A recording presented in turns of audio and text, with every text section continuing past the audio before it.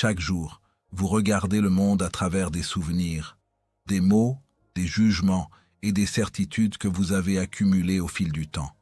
Vous pensez connaître votre personnalité, vos limites, vos relations, vos forces et vos faiblesses. Pourtant, une partie de cette connaissance n'est peut-être pas une vérité, mais une interprétation devenue tellement familière qu'elle ne vous semble plus être une interprétation. C'est ainsi que certaines histoires finissent par prendre la place de la réalité. Une parole entendue autrefois peut devenir une conviction. Une expérience peut devenir une définition de soi. Une peur peut devenir une limite. Et une opinion répétée pendant des années peut finir par ressembler à une certitude impossible à remettre en question. Bienvenue sur Puissants Livres Oubliés. Aujourd'hui, nous entrons dans l'univers de la voie de la connaissance de Don Miguel Ruiz, une œuvre qui nous invite à observer autrement la relation entre nos connaissances, nos croyances et notre perception du monde. Nous ne rencontrons jamais les événements dans une neutralité parfaite.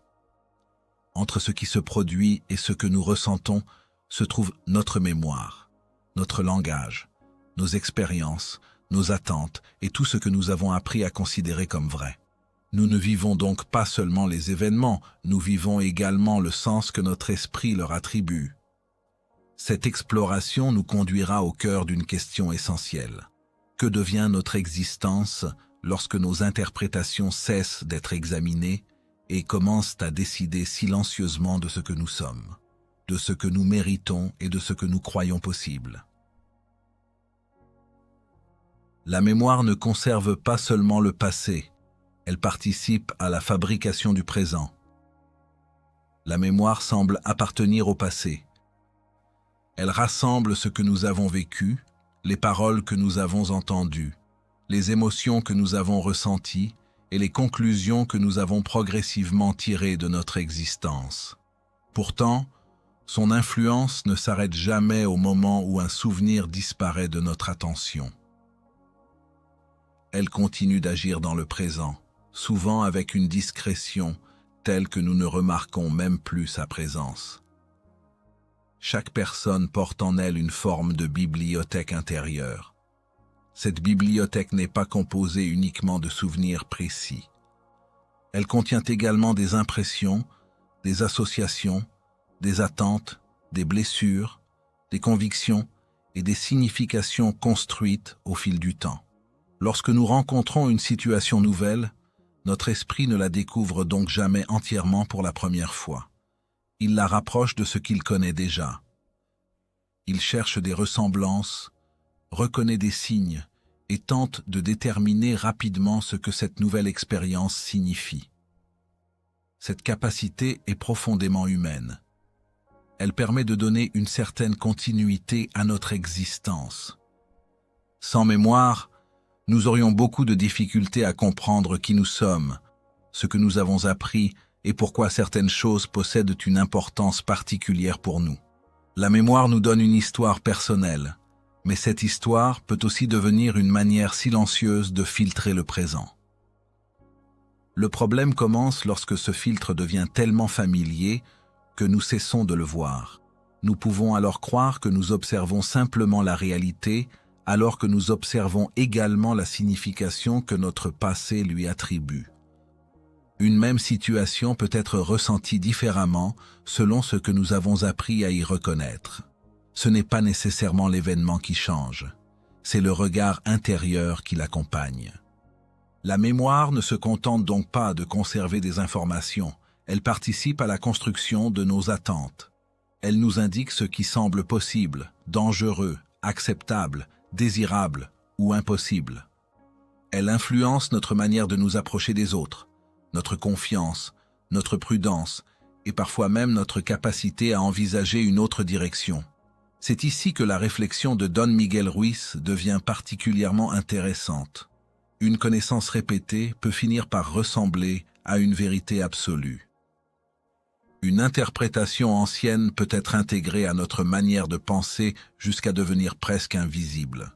Nous ne nous disons plus que nous avons appris à voir les choses ainsi. Nous avons simplement l'impression que les choses sont ainsi. Cette distinction est essentielle. Une croyance n'a pas besoin d'être fausse pour mériter d'être examinée. Elle peut simplement être incomplète, ancienne ou liée à un contexte qui n'est plus celui du présent.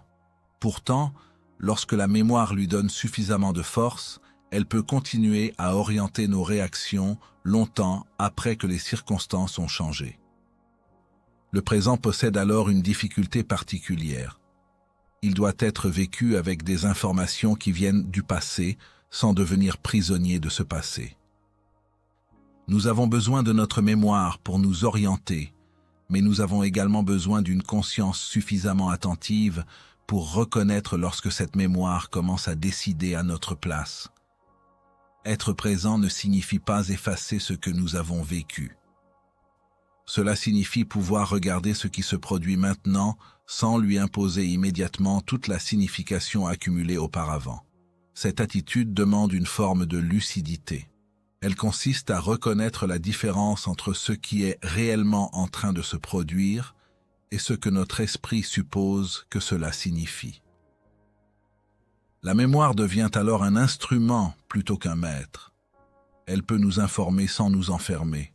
Elle peut conserver ce qui a été appris sans transformer chaque nouvelle expérience en répétition du passé. Cette liberté intérieure ne demande pas de rejeter nos souvenirs. Elle demande simplement de ne pas leur accorder automatiquement le dernier mot.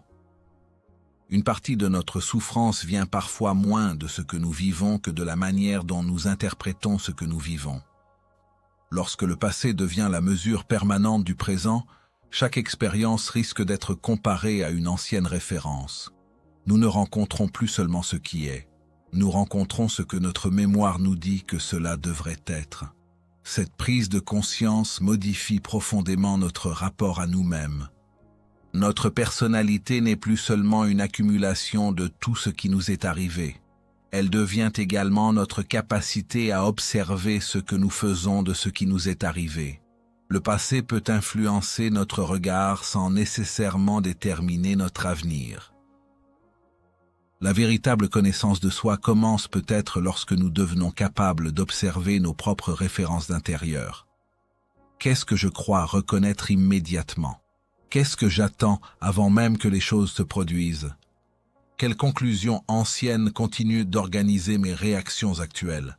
Ces interrogations ne cherchent pas à condamner la mémoire. Elles permettent de comprendre son influence. Vivre avec davantage de conscience signifie alors accepter une vérité simple: nous ne regardons jamais le monde uniquement avec nos yeux du présent. Une partie de notre regard vient de ce que nous avons déjà connu. Mais reconnaître cette influence nous donne une possibilité nouvelle, celle de regarder à nouveau. Le présent retrouve sa profondeur lorsque nous cessons de lui demander constamment de confirmer notre passé. Il devient un espace où quelque chose de nouveau peut être perçu, compris et vécu. La mémoire reste avec nous, mais elle n'a plus besoin de gouverner chaque interprétation. C'est peut-être là une forme essentielle de liberté. Ne pas devenir étranger à son passé, mais ne plus être obligé de le reproduire dans chaque instant. Comprendre ce mécanisme, c'est commencer à distinguer ce que nous avons vécu de ce que nous sommes aujourd'hui, et ce que nous croyons savoir de ce que la réalité est encore capable de nous révéler. Le besoin humain de donner un sens à tout. L'esprit humain supporte difficilement ce qui reste sans explication. Face à l'incertitude, il cherche naturellement une cohérence, une relation entre les événements, une raison qui permet de comprendre ce qui vient de se produire. Cette recherche n'est pas une faiblesse. Elle fait partie de notre manière de nous orienter dans le monde. Comprendre permet de réduire le désordre intérieur, de prendre une décision et de retrouver l'impression que la réalité peut être saisie. Pourtant, ce besoin de comprendre possède une limite importante. Nous pouvons parfois préférer une explication fragile à l'absence d'explication. Le silence de l'incertitude peut devenir tellement inconfortable que l'esprit remplit immédiatement ce vide. Il construit une interprétation, établit une cause, attribue une intention et transforme progressivement une possibilité en certitude. Le mécanisme est subtil parce que nous ne ressentons pas nécessairement cette construction comme une invention. Une interprétation répétée peut acquérir la même familiarité qu'un souvenir. Plus elle est utilisée pour comprendre notre existence, plus elle semble évidente. L'esprit finit alors par ne plus distinguer clairement ce qu'il sait de ce qu'il suppose. Le besoin de cohérence joue ici un rôle essentiel. Nous cherchons spontanément à relier les éléments entre eux. Nous voulons que notre histoire personnelle possède une logique, que nos décisions aient une raison, que nos relations puissent être expliquées et que les événements puissent entrer dans une structure compréhensible. Cette organisation apporte une forme de stabilité, mais elle peut aussi réduire notre capacité à reconnaître ce qui demeure réellement inconnu. Accepter de ne pas savoir demande une maturité particulière. Cela signifie pouvoir rester devant une réalité sans la remplir immédiatement d'une conclusion. Cette position peut sembler inconfortable parce qu'elle ne donne aucune réponse définitive. Pourtant, elle possède une grande valeur intellectuelle et intérieure. Elle permet de laisser la réalité conserver une part de complexité. Une certitude prématurée ferme souvent une porte que l'incertitude laisse ouverte. Lorsqu'une explication devient définitive, nous cessons naturellement de chercher. Nous ne regardons plus les informations nouvelles avec la même disponibilité, parce que notre esprit a déjà organisé ce qu'il devait en penser. La cohérence devient alors une structure rigide, plutôt qu'un outil de compréhension. C'est précisément là que la connaissance peut commencer à perdre sa fonction.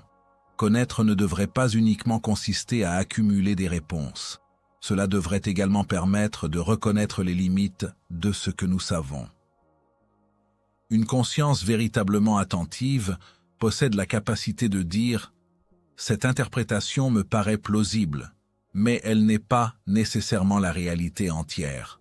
Cette distinction est particulièrement importante lorsqu'il s'agit de comprendre les autres.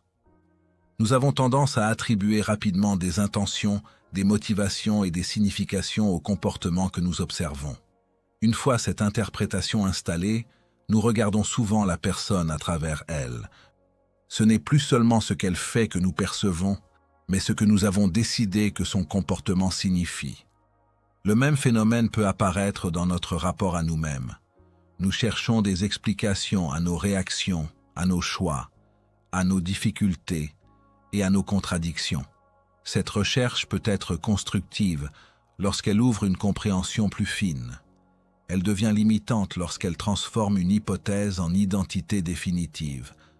Dire « je suis ainsi » peut parfois mettre fin à une exploration qui aurait mérité de continuer. Une explication peut aider à comprendre un fonctionnement sans avoir besoin de devenir une condamnation. L'être humain évolue, apprend, change de contexte et découvre de nouvelles dimensions de lui-même. Une connaissance honnête doit donc rester suffisamment souple pour accompagner cette évolution.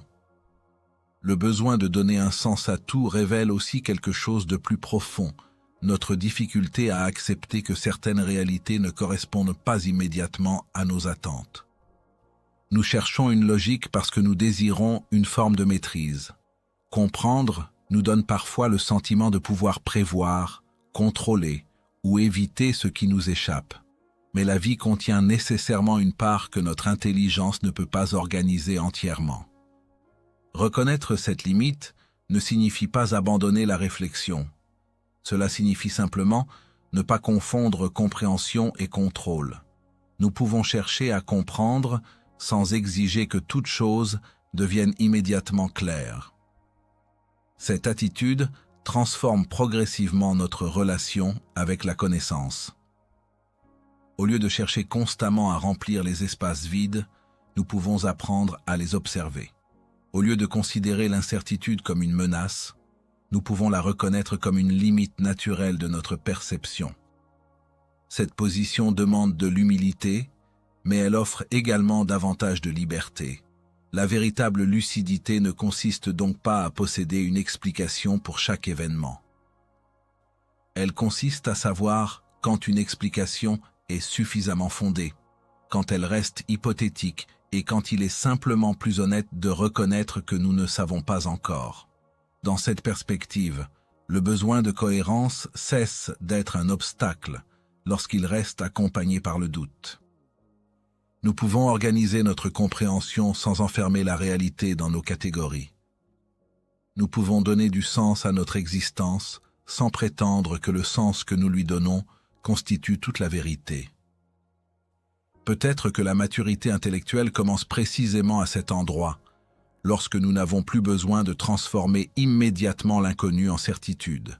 Le silence d'une réponse absente devient alors supportable. L'esprit n'est plus obligé de remplir chaque espace vide. Il peut observer, attendre, réfléchir et laisser certaines choses demeurer ouvertes. Cette capacité à ne pas savoir immédiatement protège quelque chose de précieux, notre liberté de découvrir.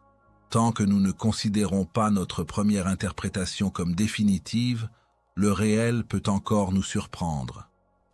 Et lorsque nous acceptons cette possibilité, la connaissance cesse d'être une prison. Elle redevient un chemin vers une compréhension plus honnête de nous-mêmes et du monde. Quand les mots commencent à remplacer l'expérience. Le langage accompagne presque tout ce que nous vivons. Nous nommons nos émotions, nos relations, nos convictions, nos difficultés et même notre propre personnalité. Cette capacité à mettre des mots sur le monde nous permet de communiquer, de réfléchir et de transmettre ce que nous avons compris. Pourtant, le langage possède une limite que nous oublions facilement. Un mot n'est jamais la chose elle-même. Nommer une émotion ne signifie pas nécessairement la comprendre dans toute sa profondeur. Dire que l'on ressent de la colère, de la tristesse, de la peur ou de la joie permet d'identifier une expérience, mais ne permet pas automatiquement d'en saisir toutes les dimensions. Le mot organise l'expérience, il ne la contient pas entièrement. Cette distinction devient importante lorsque nous commençons à confondre la description avec la réalité. Une personne peut apprendre à parler de ses émotions avec beaucoup de précision, tout en restant éloignée de ce qu'elle ressent réellement. Le vocabulaire peut donner une impression de compréhension, alors qu'il ne fait parfois que placer une étiquette sur quelque chose qui demande encore à être observé. Les mots ont également le pouvoir de modifier notre perception. Dès qu'une expérience reçoit un nom, elle entre dans une catégorie connue.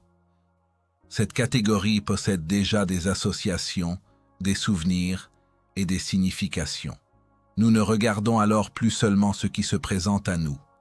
Nous regardons également ce que le mot évoque dans notre esprit. C'est ainsi que le langage peut devenir un filtre particulièrement puissant. Il ne se contente pas de décrire notre réalité intérieure. Il participe à sa construction. Les mots que nous utilisons pour parler de nous-mêmes influencent progressivement la manière dont nous nous percevons. À force de répéter certaines définitions, nous pouvons finir par les considérer comme des caractéristiques permanentes de notre identité. Cette influence est d'autant plus profonde que les mots sont répétés. Une affirmation entendue suffisamment souvent peut devenir familière. Une description régulièrement utilisée peut devenir une habitude mentale. Une interprétation formulée avec suffisamment de conviction peut finir par être ressentie comme une évidence. Le problème n'est pas que les mots soient inutiles. Leur importance est immense. Le problème apparaît lorsque nous oublions qu'ils représentent une interprétation et non la totalité de l'expérience. Le langage nous permet de communiquer avec le réel, mais il ne doit pas devenir un substitut du réel. Cette distinction peut également transformer notre manière de comprendre les autres. Nous croyons parfois connaître quelqu'un parce que nous possédons une définition de cette personne. Nous lui attribuons certaines qualités, certains défauts ou certaines intentions, puis nous regardons ses comportements à travers cette description. La personne réelle risque alors de disparaître derrière l'image que nous avons construite d'elle. Une définition peut être pratique, mais elle reste toujours partielle.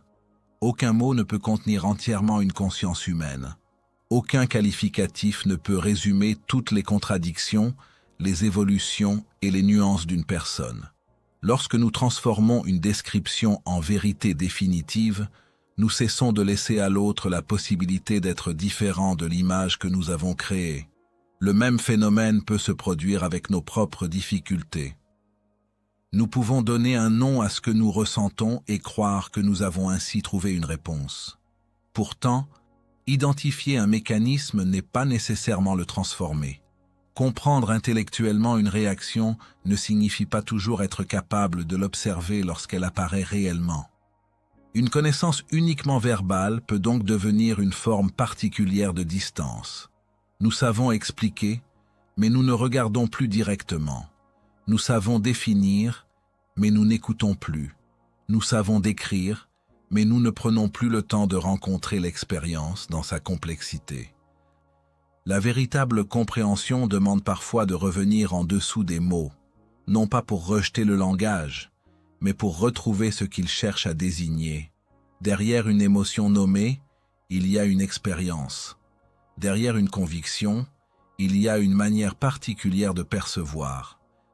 Derrière une identité, il y a une personne beaucoup plus vaste que les phrases utilisées pour la définir.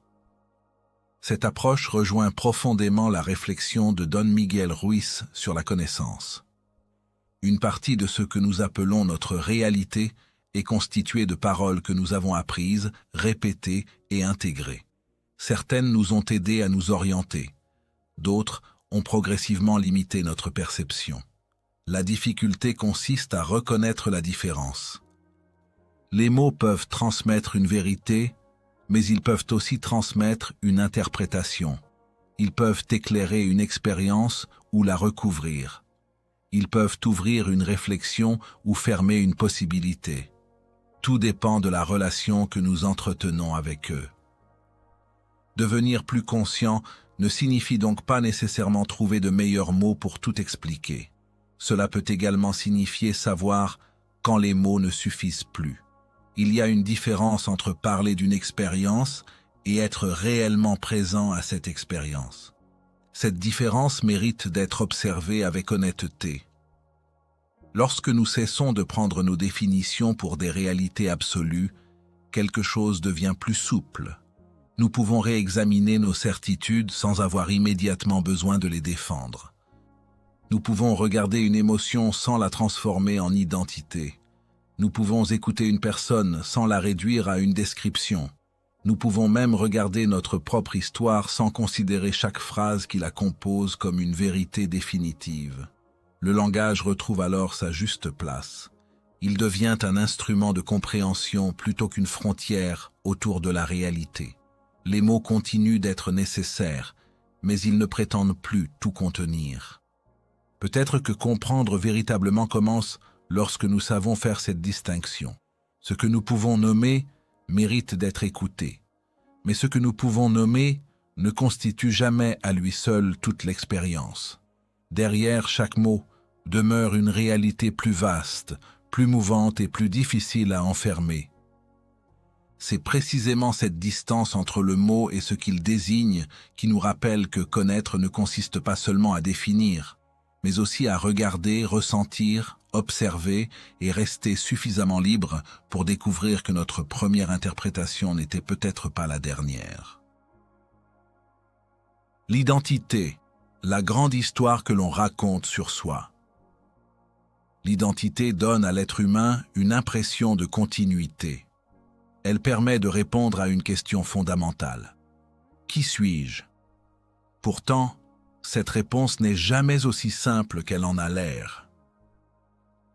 Une grande partie de ce que nous appelons notre identité est construite à partir de souvenirs, de paroles reçues, de comparaisons, de décisions anciennes et de conclusions que nous avons progressivement adoptées sur nous-mêmes.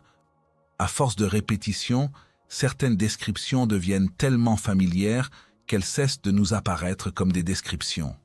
Elles prennent l'apparence de faits. Je suis comme ça. Je ne suis pas capable. Je suis quelqu'un de réservé. Je ne mérite pas cela. Derrière ces phrases se trouve souvent une interprétation qui s'est transformée en conviction. Le phénomène est particulièrement subtil parce que l'identité a besoin de cohérence. Nous cherchons naturellement à préserver une certaine continuité entre ce que nous avons été, ce que nous sommes et ce que nous pensons devenir. Lorsqu'une nouvelle expérience ne correspond pas à l'image que nous avons de nous-mêmes, elle peut être difficile à intégrer. Nous pouvons alors avoir tendance à privilégier l'ancienne définition plutôt qu'à reconnaître qu'une partie de nous est en train d'évoluer. Une identité trop rigide finit ainsi par devenir une frontière invisible. Elle ne nous empêche pas physiquement d'agir, mais elle influence ce que nous considérons comme possible avant même d'avoir essayé. Elle sélectionne certaines possibilités et en écarte d'autres.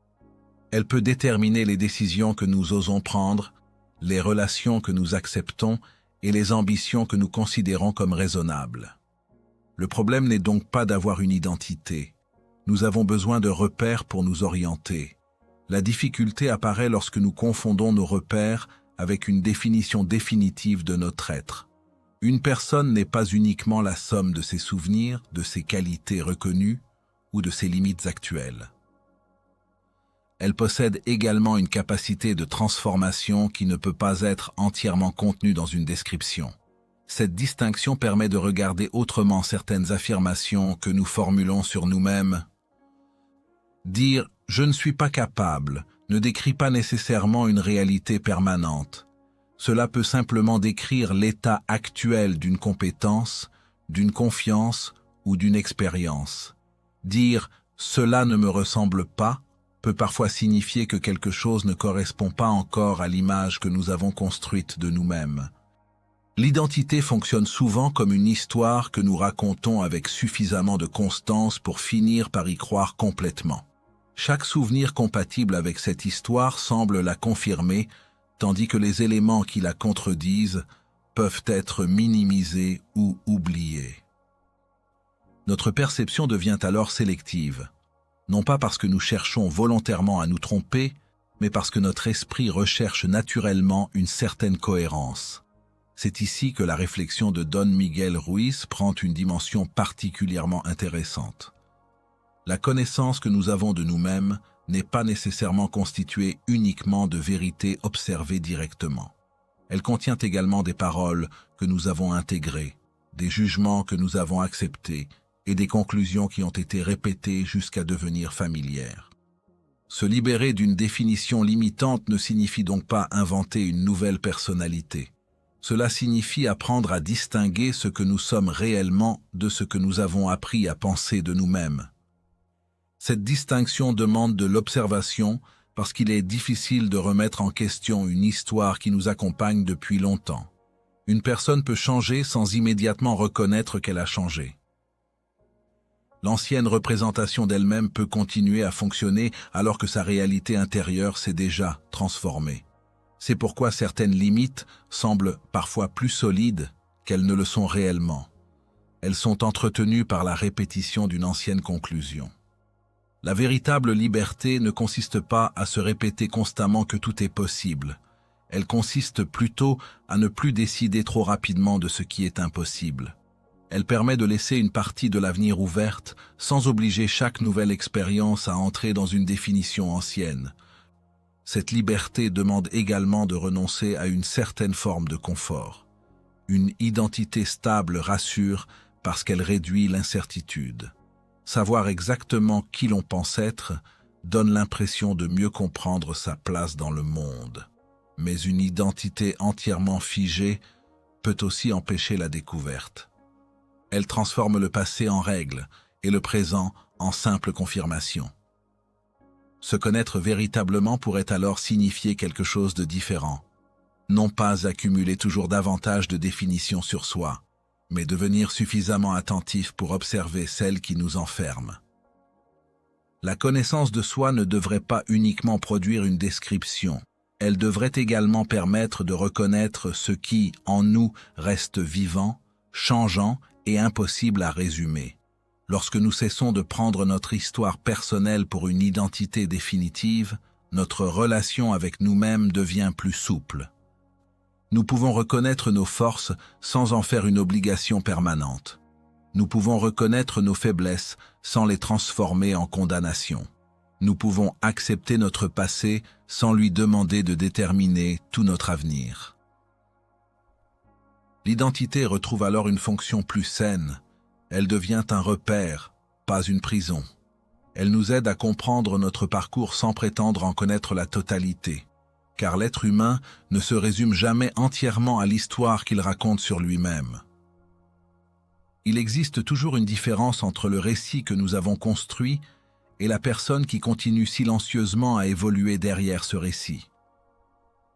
C'est dans cette différence que peut apparaître une liberté profonde, celle de ne plus être obligé de rester fidèle à une ancienne définition de soi lorsque la réalité intérieure demande à être regardée autrement. Le mensonge n'est pas toujours une fausseté. C'est parfois une réalité incomplète. Le mensonge est généralement associé à une volonté de tromper. Il suppose une distance entre ce qu'une personne sait et ce qu'elle choisit de présenter comme vrai.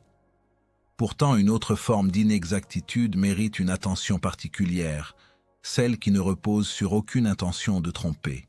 Une personne peut être parfaitement sincère et pourtant se tromper profondément sur ce qu'elle croit comprendre. Cette distinction modifie considérablement notre rapport à la connaissance. Nous avons tendance à considérer la sincérité comme une garantie de vérité. Lorsqu'une conviction est exprimée avec assurance et honnêteté, nous lui accordons naturellement davantage de crédibilité. Mais être sincère signifie avant tout croire réellement à ce que l'on affirme. Cela ne garantit pas que cette affirmation corresponde à l'ensemble de la réalité. La conscience humaine fonctionne avec des informations limitées. Nous observons certaines choses, nous en ignorons d'autres. Puis notre esprit construit une représentation suffisamment cohérente pour nous permettre d'avancer. Cette représentation peut être utile sans être complète. Elle peut même devenir très précise dans certains domaines, tout en restant profondément limitée dans d'autres. Le danger apparaît lorsque cette connaissance partielle cesse d'être reconnue comme telle. Une interprétation peut progressivement prendre la place du réel. Nous ne disons plus « voici ce que je comprends actuellement », mais « voici comment les choses sont ». Une différence discrète se produit alors entre la connaissance et la certitude. La certitude donne une impression de stabilité. Elle réduit le besoin de chercher davantage parce qu'elle fournit une réponse suffisamment solide pour mettre fin à l'incertitude. Pourtant, lorsqu'elle repose sur une perception incomplète, elle peut devenir une source d'erreurs particulièrement difficile à corriger. Ce qui est fragile dans son origine peut devenir extrêmement rigide dans notre esprit. Cette rigidité est renforcée par la répétition. Une idée que nous avons entendue, réfléchie et confirmée plusieurs fois acquiert progressivement une apparence d'évidence. Elle devient familière, et la familiarité est souvent confondue avec la vérité. Nous pouvons alors défendre une interprétation non pas parce que nous avons vérifié toutes ces dimensions, mais parce qu'elle correspond depuis longtemps à notre manière de comprendre le monde. La réflexion de Don Miguel Ruiz prend ici une profondeur particulière. La connaissance que nous possédons n'est jamais indépendante de notre histoire. Elle est influencée par les mots que nous avons appris, les significations que nous avons reçues, les conclusions que nous avons tirées et les systèmes de pensée auxquels nous avons accordé notre confiance. Une partie de ce que nous appelons vérité peut donc être constituée d'interprétations héritées puis intégrées à notre propre perception. Reconnaître cette possibilité ne signifie pas tomber dans le relativisme où tout se vaudrait. Toutes les affirmations ne possèdent évidemment pas la même valeur. Certaines sont fondées sur des faits vérifiables, d'autres sur des observations fragiles, des souvenirs incertains ou des interprétations personnelles. La véritable lucidité consiste précisément à savoir différencier ces niveaux. Il devient alors nécessaire de distinguer plusieurs choses. Ce que nous avons directement observé, ce que nous avons compris, ce que nous avons déduit et ce que nous avons simplement supposé. Ces éléments peuvent se mélanger très facilement. Une déduction répétée devient parfois un souvenir de ce que nous croyons avoir réellement constaté. Une impression devient une conviction devient une certitude, et cette certitude finit par être intégrée à notre identité. Cette transformation est particulièrement importante lorsqu'il s'agit de notre propre histoire. Nous cherchons naturellement à comprendre pourquoi nous sommes devenus ce que nous sommes. Nous construisons des explications à partir de notre passé, de nos relations et de nos expériences. Ces explications peuvent nous aider à donner une cohérence à notre parcours, mais elles ne représentent pas nécessairement toute la réalité de notre transformation. Une interprétation personnelle peut donc être sincère, utile et néanmoins incomplète. Elle peut éclairer une partie du problème tout en laissant d'autres dimensions dans l'ombre. Le reconnaître demande une forme d'humilité qui n'a rien à voir avec le manque de confiance. Au contraire, il faut suffisamment de solidité intérieure pour accepter que notre compréhension actuelle puisse évoluer. Cette capacité devient essentielle dans les relations humaines. Nous pouvons être convaincus de connaître les intentions d'une autre personne, alors que nous ne connaissons en réalité que notre propre interprétation de ses comportements. Nous pouvons également être persuadés de comprendre parfaitement une situation parce que nous avons construit une explication cohérente. Pourtant, cohérence et vérité ne sont pas toujours synonymes. Une explication peut parfaitement tenir ensemble tout en étant fondée sur des informations insuffisantes. C'est précisément ce qui la rend dangereuse. Elle ne semble pas contradictoire, elle possède sa propre logique. Elle donne des réponses à nos questions et nous permet de relier les éléments entre eux. Mais une logique intérieurement cohérente peut encore être extérieurement inexacte. La connaissance véritable demande donc une relation plus prudente avec nos propres certitudes. Il ne s'agit pas de douter de tout, mais de savoir quelle partie de notre compréhension mérite d'être considérée comme définitive et lesquelles doivent rester ouvertes. Cette différence protège notre capacité d'apprendre. Admettre « je peux me tromper » ne diminue pas nécessairement notre autorité intérieure.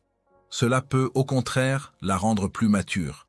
Une personne capable de reconnaître les limites de sa compréhension n'a pas besoin de défendre chaque interprétation comme si son identité en dépendait.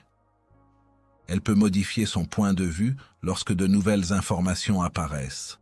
Cette souplesse est essentielle parce que la réalité évolue constamment, tout comme notre manière de la percevoir. Ce que nous comprenons aujourd'hui peut être enrichi demain. Une connaissance qui refuse toute révision devient rapidement une doctrine personnelle.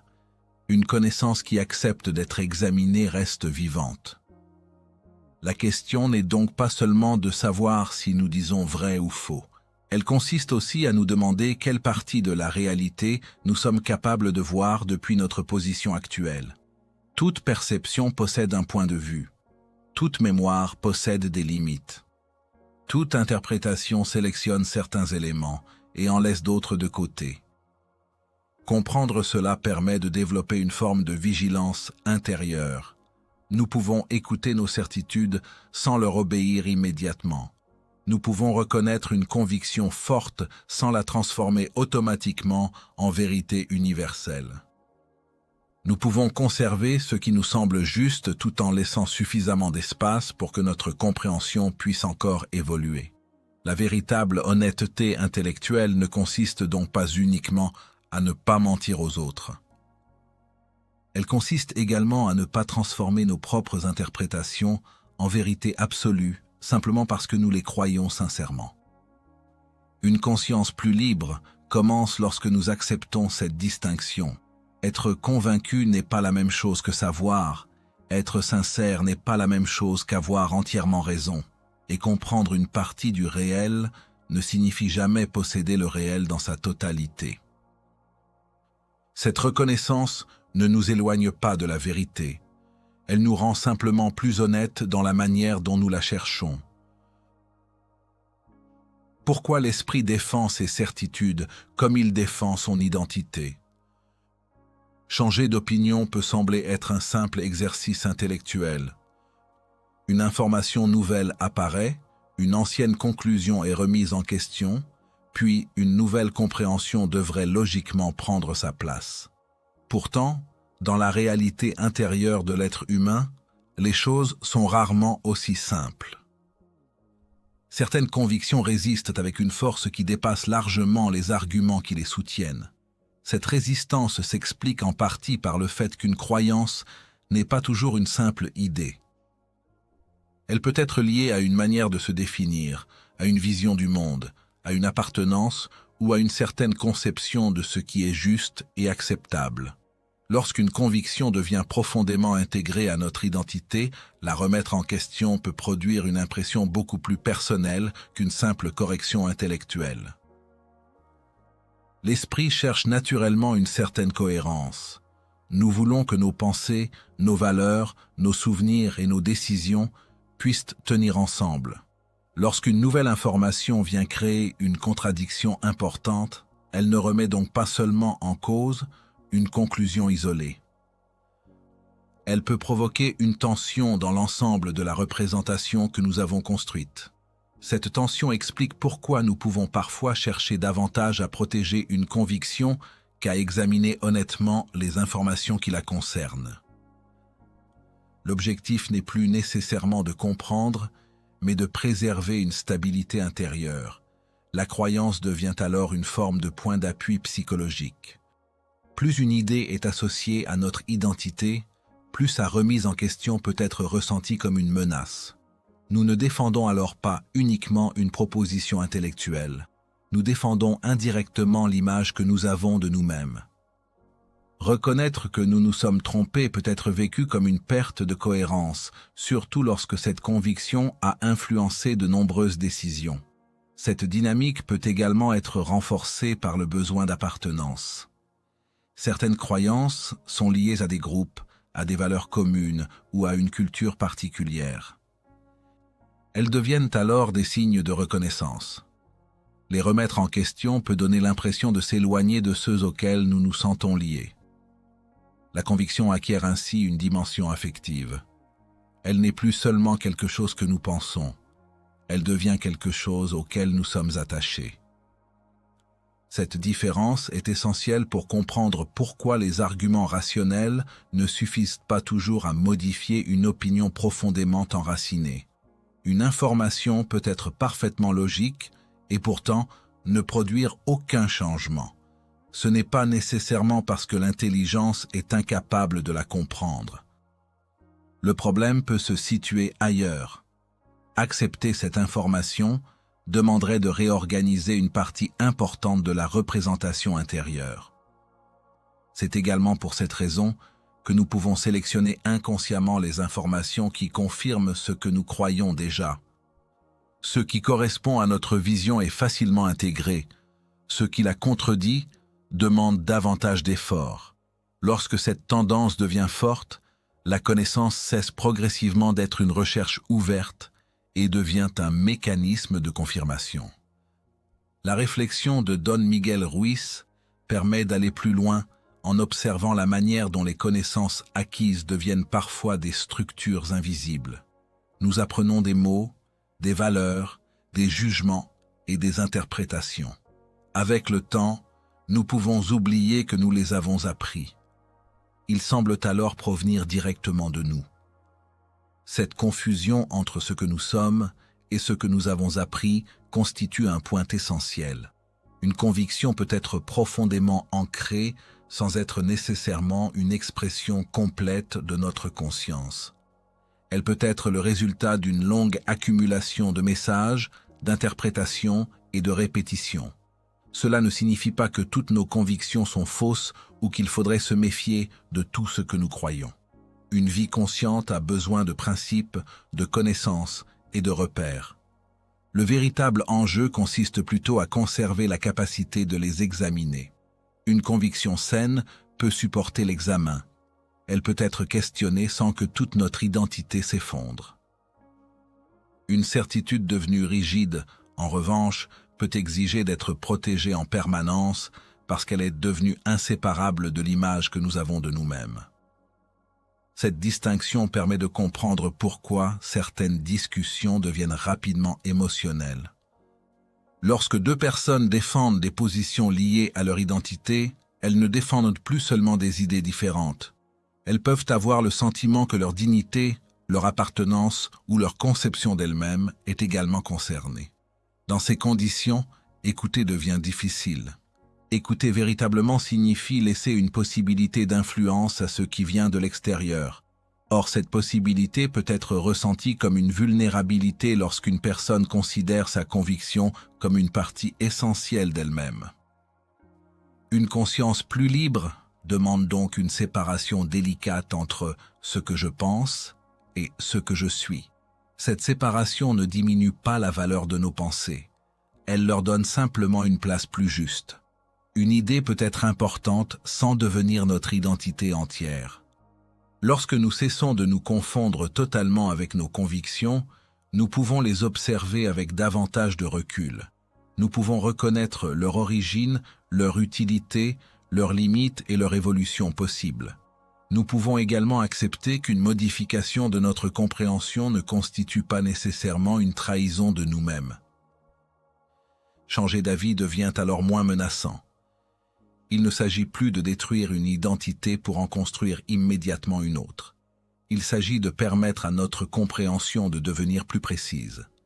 Cette évolution demande du courage parce qu'elle nous oblige à renoncer à une partie du confort fourni par les certitudes.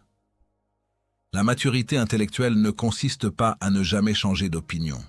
Elle consiste à pouvoir changer lorsque les raisons de changer sont suffisamment solides, tout en restant capable de conserver une conviction lorsque celle-ci résiste honnêtement à l'examen. Cette position évite deux extrêmes, la rigidité et l'instabilité. La rigidité refuse toute remise en question. L'instabilité abandonne toute conviction dès qu'une contradiction apparaît. Entre les deux se trouve une forme de discernement qui permet d'écouter, d'évaluer et de décider sans avoir besoin de défendre systématiquement son ancienne position. Comprendre ce mécanisme transforme notre rapport aux croyances. Nous découvrons qu'une conviction peut être examinée sans être humiliée, corrigée sans être détruite et abandonnée sans que la personne qui la portait perde sa valeur. La liberté intérieure commence peut-être précisément là, lorsque nous devenons capables de dire « je pensais cela », sans être obligés de dire « je dois toujours penser cela pour rester moi-même ».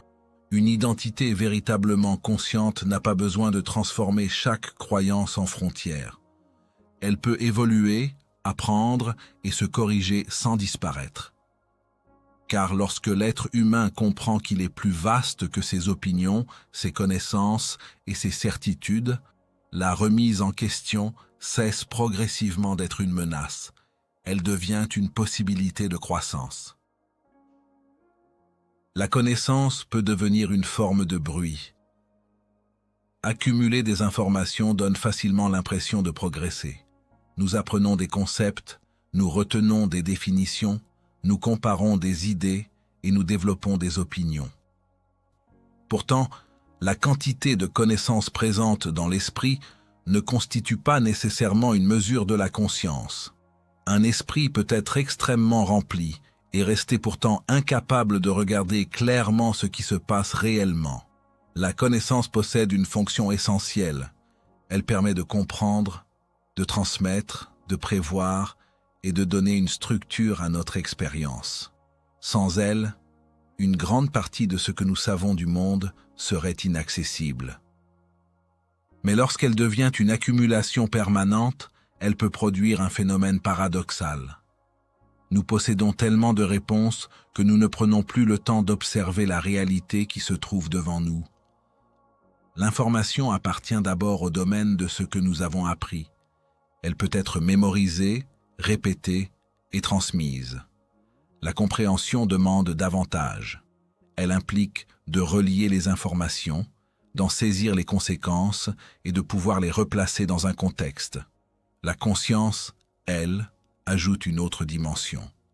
La capacité d'observer directement ce qui se produit, y compris en nous-mêmes. Cette distinction est fondamentale parce qu'il est possible de connaître un concept sans réellement comprendre son influence sur notre propre comportement. Nous pouvons savoir expliquer une émotion sans être capable de reconnaître précisément la manière dont elle modifie notre perception. Nous pouvons connaître de nombreuses théories sur l'être humain tout en restant peu attentifs à nos propres mécanismes. La connaissance devient alors une forme de bruit lorsqu'elle occupe tellement l'espace mental qu'elle ne laisse plus suffisamment de place à l'observation. Chaque expérience est immédiatement comparée à une théorie connue. Chaque sensation reçoit une interprétation. Chaque événement est rapidement placé dans une catégorie. L'esprit ne regarde plus simplement, il explique avant même d'avoir terminé de voir. Ce mécanisme peut donner une impression de maîtrise. Comprendre rapidement permet de réduire l'incertitude, mais la rapidité d'une interprétation ne garantit pas sa profondeur. Parfois, vouloir immédiatement savoir ce qu'une chose signifie empêche précisément de découvrir ce qu'elle est. La connaissance peut également créer une illusion particulière, celle de croire que nous avons compris parce que nous savons en parler. Un vocabulaire riche peut donner une impression de profondeur alors que l'observation personnelle reste limitée. Une personne peut connaître de nombreuses notions sur la conscience sans nécessairement être attentive à la manière dont ses propres pensées influencent ses décisions. Cette différence entre savoir et voir mérite d'être prise au sérieux. Le savoir vient souvent avec des conclusions déjà construites. L'observation commence par une disponibilité. Elle demande de regarder avant de décider ce que l'on regarde.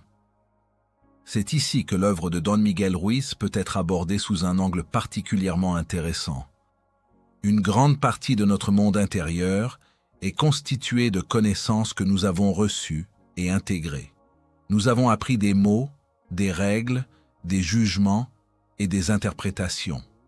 Avec le temps, ces éléments deviennent tellement familiers qu'ils peuvent fonctionner automatiquement. Le problème n'est pas leur existence. Le problème est l'oubli de leur origine. Lorsque nous ne savons plus distinguer ce que nous observons directement de ce que nous avons appris à penser, notre connaissance devient un filtre permanent.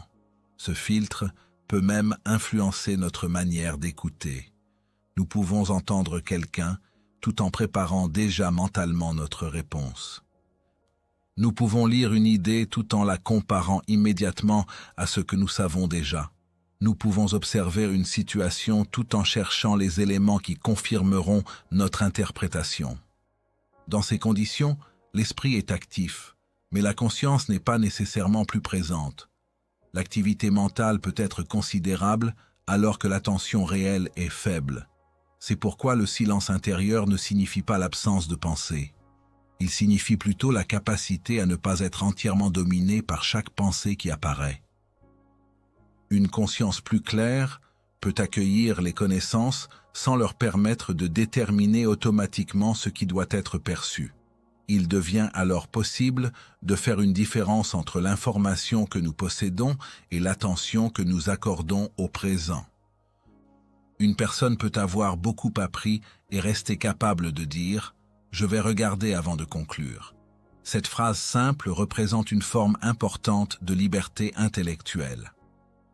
La connaissance devient dangereuse lorsqu'elle prétend remplacer l'expérience. Elle cesse d'être un outil et devient une autorité absolue. Nous ne cherchons plus à observer si ce que nous savons correspond à ce qui se présente. Nous cherchons plutôt à faire entrer ce qui se présente dans ce que nous savons déjà.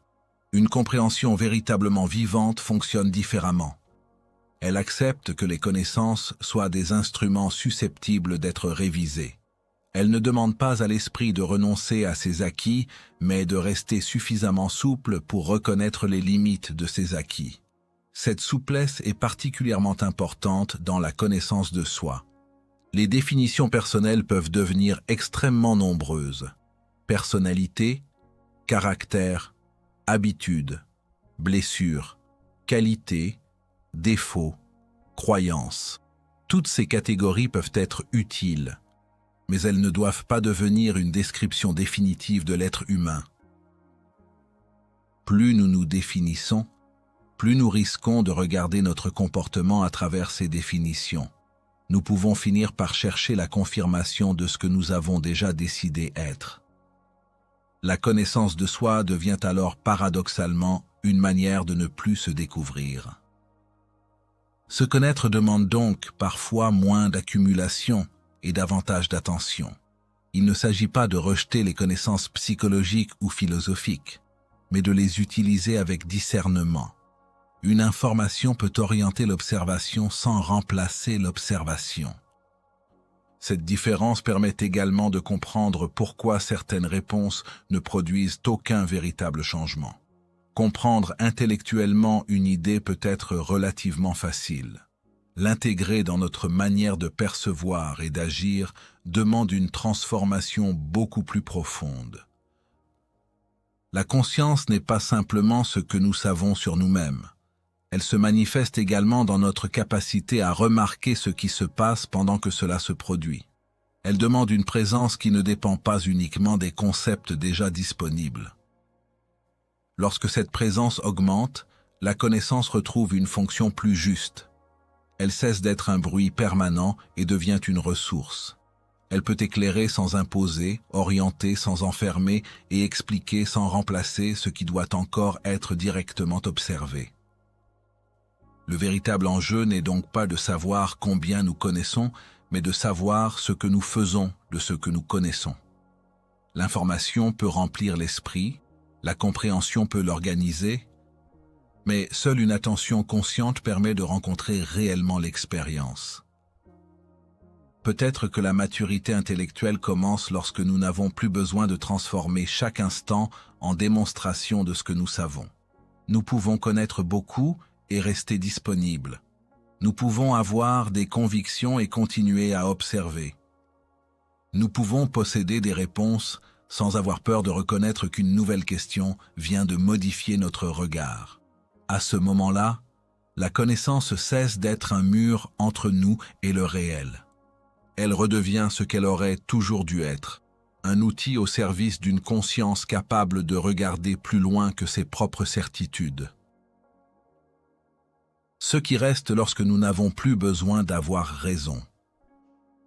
L'être humain passe une grande partie de son existence à construire des certitudes.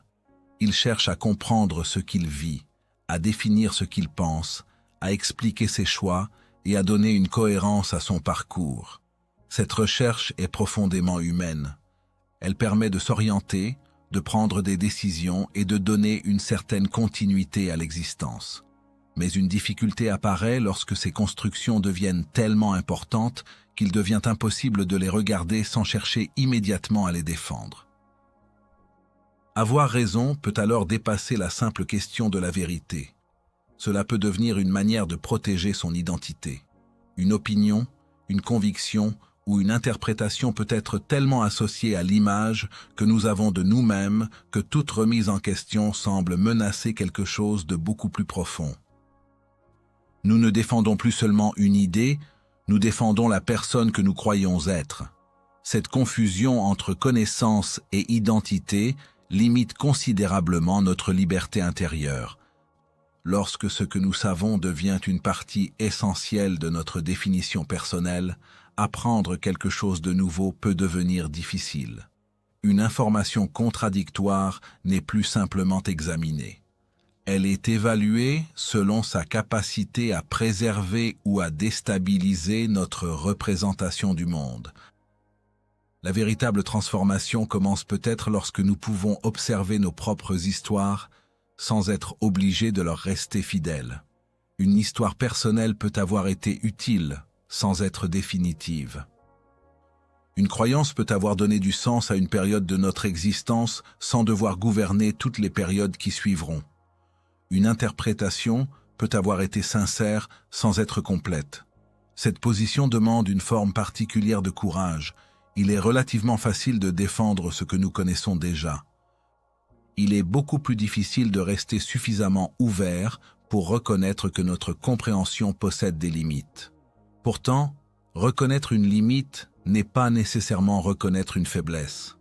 c'est parfois le signe d'une intelligence devenue plus consciente de sa propre complexité. Dire « je ne sais pas » peut sembler très simple, mais cette phrase possède une profondeur considérable. Elle signifie que nous acceptons de ne pas remplir immédiatement chaque espace d'incertitude. Elle signifie que nous ne sommes pas obligés de transformer chaque impression en conclusion, chaque expérience en vérité et chaque opinion en principe définitif. Cette capacité permet également de retrouver une relation différente avec la connaissance. Lorsque le savoir n'est plus une identité, il peut redevenir un outil. Nous pouvons apprendre sans avoir besoin de tout conserver. Nous pouvons modifier une opinion sans ressentir que nous avons perdu notre valeur. Nous pouvons reconnaître une erreur sans considérer cette erreur comme une définition de notre personne. Une telle attitude ne conduit pas à l'indifférence. Elle ne signifie pas que toutes les opinions se valent ou que la vérité serait impossible à rechercher. Elle signifie simplement que notre recherche peut rester ouverte. Nous pouvons avoir des convictions fortes tout en acceptant de les examiner. Nous pouvons prendre position sans transformer notre position en prison intérieure. Cette souplesse modifie également notre rapport aux autres. Lorsqu'il n'est plus nécessaire d'avoir raison à tout prix, écouter devient plus facile. Nous pouvons entendre une idée différente sans ressentir immédiatement le besoin de la combattre. Nous pouvons reconnaître ce qui mérite d'être retenu sans avoir l'impression de céder. La relation humaine gagne alors en profondeur. Beaucoup de conflits ne viennent pas uniquement de désaccords sur les faits. Ils viennent de la difficulté à supporter que notre interprétation puisse être différente de celle d'une autre personne. Lorsque chacun protège son récit comme une partie de son identité, le dialogue devient rapidement une confrontation. Se libérer de cette nécessité ne signifie pas abandonner ses convictions. Cela signifie ne plus avoir besoin de les utiliser pour prouver sa valeur. Une personne peut être en désaccord sans transformer ce désaccord en menace personnelle. Elle peut défendre une idée sans considérer celui qui pense autrement comme une attaque contre elle-même. Cette distinction est essentielle dans l'esprit de la voie de la connaissance. Les histoires que nous portons ne sont pas nécessairement mauvaises parce qu'elles sont des histoires. Elles deviennent problématiques lorsqu'elles commencent à déterminer automatiquement ce que nous devons percevoir, croire ou ressentir. Une histoire peut expliquer une partie de notre réalité sans avoir le pouvoir de définir toute notre existence. Lorsque nous observons nos propres récits avec davantage de distance, quelque chose change dans notre relation au passé. Nous pouvons reconnaître ce qui nous a construits sans être obligés de continuer à vivre selon chaque conclusion ancienne. Nous pouvons respecter ce que nous avons cru autrefois, tout en laissant notre compréhension évoluer. Cette évolution demande de renoncer à une illusion particulièrement séduisante, celle selon laquelle nous devrions parvenir un jour à une définition parfaitement stable de nous-mêmes et du monde. Une telle stabilité serait rassurante, mais elle ne correspond pas à la complexité de l'existence humaine. Nous changeons, notre compréhension change et notre regard sur ce que nous avons vécu peut également changer. La liberté intérieure ne consiste donc pas à remplacer une ancienne croyance par une nouvelle croyance plus séduisante. Elle ne consiste pas non plus à collectionner des réponses différentes jusqu'à trouver celle qui nous convient parfaitement. Elle consiste à développer une relation plus consciente avec toutes ces réponses. Nous pouvons croire sans nous enfermer dans ce que nous croyons. Nous pouvons apprendre sans devenir prisonniers de ce que nous avons appris. Nous pouvons avoir une histoire personnelle sans être entièrement définie par elle. Nous pouvons chercher la vérité sans prétendre la posséder définitivement. Cette position permet de retrouver une forme de présence qui était parfois recouverte par l'activité permanente de l'esprit. Lorsque nous ne sommes plus occupés à défendre constamment notre manière de voir, nous pouvons observer davantage. Lorsque nous n'avons plus besoin de transformer chaque expérience en justification, nous pouvons simplement la regarder avant de lui attribuer une signification. La conscience devient alors moins préoccupée par la construction d'une image parfaite de soi. Elle peut reconnaître ses contradictions, ses incertitudes et ces changements sans chercher immédiatement à les éliminer. Elle découvre que ne pas avoir toutes les réponses ne signifie pas être perdu. Il y a une différence profonde entre être sans direction et accepter de ne pas tout savoir. La première situation peut produire de la confusion. La seconde peut produire de l'espace. Cet espace permet de réfléchir autrement, de remettre certaines choses en question et de découvrir que notre compréhension n'a pas besoin d'être parfaite pour être utile. Peut-être que ce qui reste lorsque nous n'avons plus besoin d'avoir raison est précisément cette capacité à être présent sans être constamment obligé de nous défendre. La connaissance retrouve sa place. Les histoires retrouvent leur dimension d'histoire. Les convictions deviennent des repères plutôt que des frontières. Et derrière toutes ces constructions demeure quelque chose de plus simple. La possibilité de regarder la réalité sans exiger qu'elle confirme immédiatement ce que nous pensions déjà. C'est peut-être là que commence une liberté plus profonde, celle d'un être humain capable de savoir beaucoup, de croire certaines choses, de reconnaître ses limites et malgré tout de rester suffisamment ouvert pour continuer à apprendre. La voie de la connaissance laisse derrière elle une réflexion qui dépasse largement la question des croyances. Elle nous invite à regarder autrement cette réalité intérieure que nous construisons à partir de nos souvenirs, de nos mots, de nos interprétations et de tout ce que nous avons appris à considérer comme vrai. Nous pouvons transformer un souvenir en certitude, une interprétation en jugement, une connaissance en identité et une opinion en frontière. À force de répétition, ces constructions deviennent parfois si familières que nous ne remarquons plus leur influence. Nous croyons regarder le monde alors que nous regardons parfois la version du monde que notre esprit a déjà organisée. La liberté ne consiste donc pas nécessairement à accumuler davantage de réponses. Elle peut commencer lorsque nous devenons capables d'observer nos propres réponses sans leur donner automatiquement le pouvoir de décider pour nous. Comprendre cela ne demande pas de rejeter toute connaissance. Cela demande simplement de ne plus confondre ce que nous savons avec ce que nous sommes, ni ce que nous croyons avec la totalité du réel. La question finale devient alors plus exigeante que la recherche d'une nouvelle vérité. Sommes-nous encore capables de regarder réellement lorsque notre esprit n'a pas déjà décidé ce qu'il doit voir? C'est peut-être dans cet espace que commence une liberté véritable.